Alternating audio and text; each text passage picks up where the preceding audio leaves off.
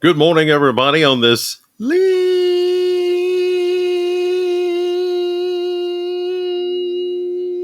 Friday. It is Thursday, July 21st. I didn't know I had that much oxygen to do that.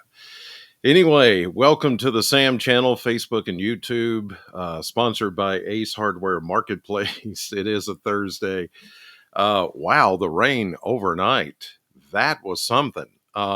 We had some impressive rainfall totals out of those thunderstorms. First, we had the storms that popped up right around sunset, as expected.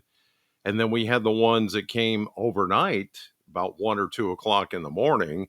And that was really impressive as the storms came on through. We needed that rain badly. And here it is now, as of almost 5 a.m.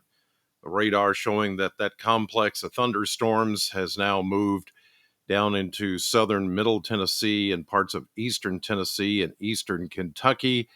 The green polygons that you see there, those are flood advisories where we had some very heavy rain just east of us from Glasgow all the way down to Tompkinsville and out east toward Metcalfe County and even points beyond. And then on down into Tennessee, the heavy rains causing some flash flooding in a couple of spots. So, yeah, pretty impressive stuff, but it's gone now. You see the front just west of us. That is going to move through this morning and take a little bit of the bite of humidity out of the air.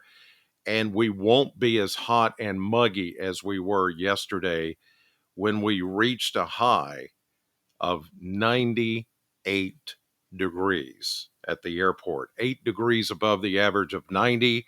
But we had heat index readings about 110 or so. So you thought it was hot and muggy yesterday. It was, making it one of the hottest days of the year, except for those couple of days we had 100-degree weather, of course. Now, here's a look at some of the, as I was saying, the impressive rainfall totals, and they were in that area that was under the flood advisory or still under the flood advisory this morning. You see there in Metcalfe County, let's go there first, 2.44. That's almost 2.5 inches of rain at the Mesonet site there, about 5 miles west of Edmonton. So very heavy rains there. The southern tip of Adair County got that same amount. And then you go down to Burkesville in Cumberland County, and you're looking at 3.2 inches of rain right there on the Cumberland River. So the Cumberland River will be swollen this morning as well as some of the smaller creeks and streams around the area. You look back to the west here in Bowling Green, we picked up 63 hundredths of an inch of rain. That was at the Ag Center.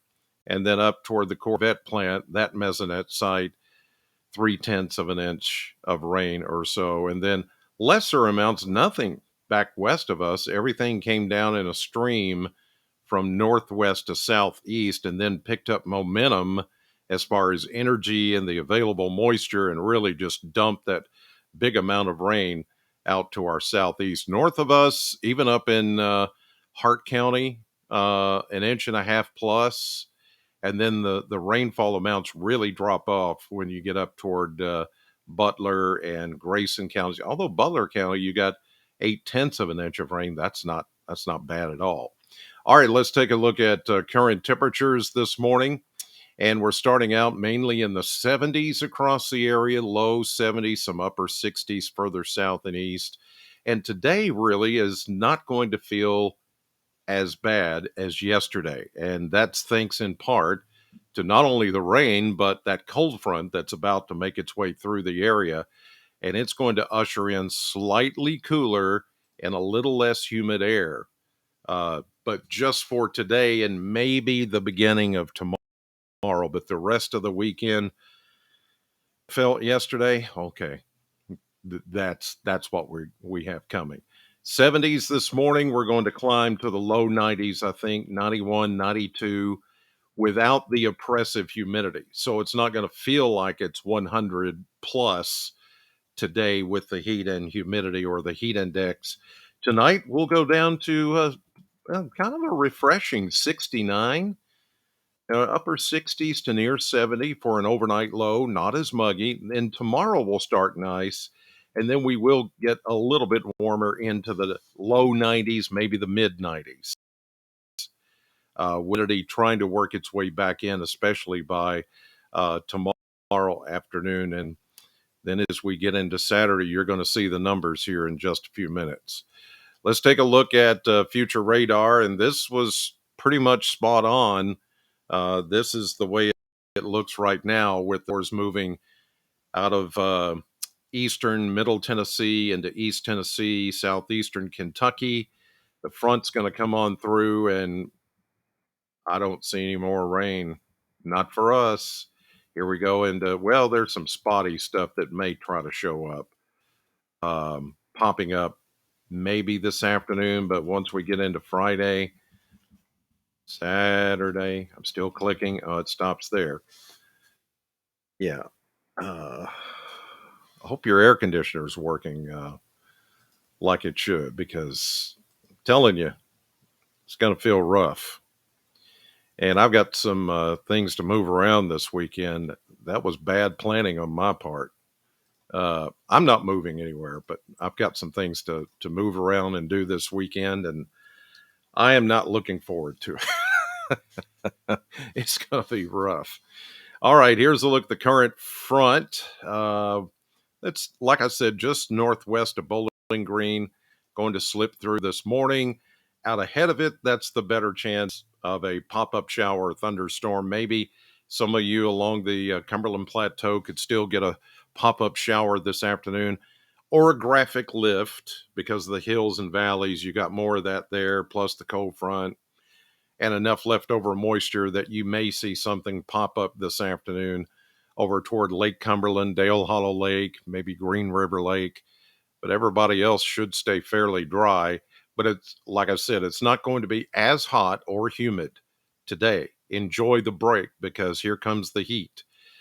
This is Friday as high pressure takes over. Notice here that front stops south of us, then starts to return north as a warm front.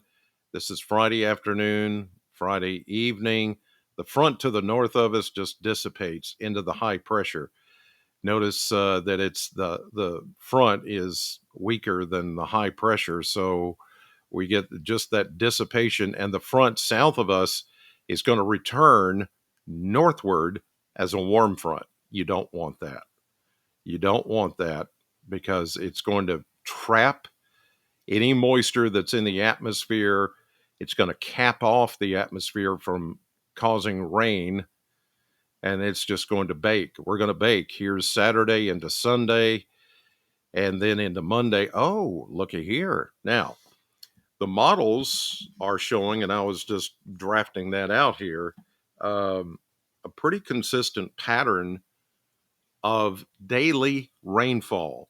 Once we get into, say, Sunday night and into Monday, this front and waves of low pressure will ride along that front.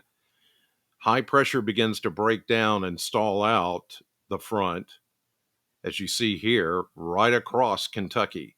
This is Tuesday. And then Wednesday, well, it's not painted in here, but there's still shower activity. So we're talking about from Sunday night, Monday, Tuesday, Wednesday, every single day has rain. And it looks like it could be beneficial rain at that. So we're watching that. I'm going to keep an eye on that, because that would be good. I've been saying all along, if we could just get a good 2 to 3 day soaker, that would really put a hole in the drought situation, which is still with us. It hasn't, even with these showers that we've had and the rains that we've had of recent days, and then last night, we're still not out of the drought. Okay, here's a look at the model, blend of models for the 10-day period. 91 or 2 today. We shoot back up into the mid 90s tomorrow. Then look at that, 99 Saturday, 97 Sunday. Ugh. Rough 2 days right there. Wouldn't surprise me if somebody hits 100 again. Then you can see the significance of the consistent rainfall here through beginning Sunday night into Monday, Tuesday, Wednesday, possibly even Thursday and Friday. Look at Friday at 88, 87 on Tuesday. That is truly evidence of consistent rainfall. Some of these low 90s may even be overdone just a bit.